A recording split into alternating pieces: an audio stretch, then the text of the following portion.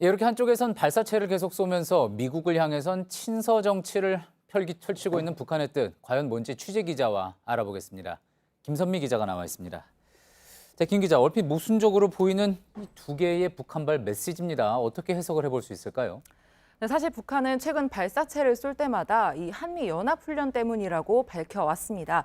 오늘도 북한 매체들은 이 전쟁 연습이 가져올 파국을 생각하라, 또 파멸을 얻을 수 있다 이런 표현을 사용하면서 연합훈련을 문제 삼았는데요. 그런데 트럼프 대통령에게 보냈다는 그 친서 내용에도 월게임이 싫다 이런 표현이 있기 때문에 모순된 메시지라고 규정하기는 조금 어려운 면이 있습니다. 예. 하지만 대화를 하자고 이 메시지를 친서를 보냈는데 그게 알려진 지 6시간 만에 발사체를 쏜 거 아닙니까? 이게 대화할 의지가 있다는 건지 없다는 건지 좀 헷갈리게 하는 구석은 분명히 있습니다. 네, 북한이 그동안 낸 담화를 살펴보면 그 부분을 좀 알 수 있을 것 같은데요.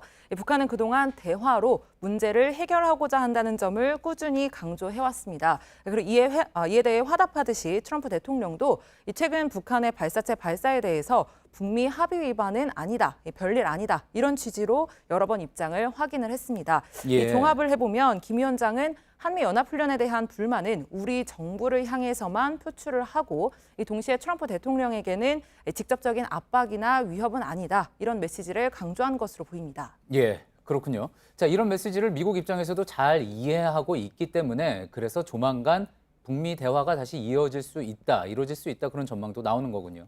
네, 그렇습니다. 폼페이오 미 국무장관도 지난 7일에 북한과 두어 주 안에 협상을 계획하고 있다 이렇게 말을 한 바가 있는데요.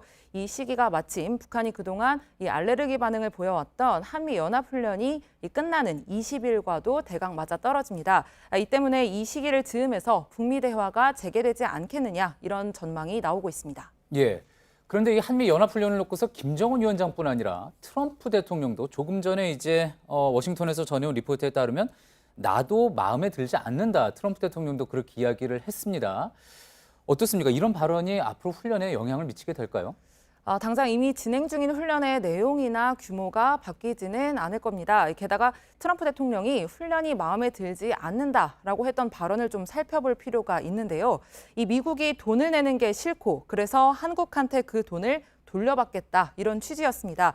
결국 뜯어보면 훈련이 싫다기보다는 이 한국의 방위비 분담금 인상을 요구하는 메시지로 보입니다. 예, 그렇다면 트럼프 대통령 입장에서는 북한과는 대화를 하면서 한국에게서는 또 원하는 것을 얻어내겠다. 그런 해석이 가능하다는 이야기군요. 네.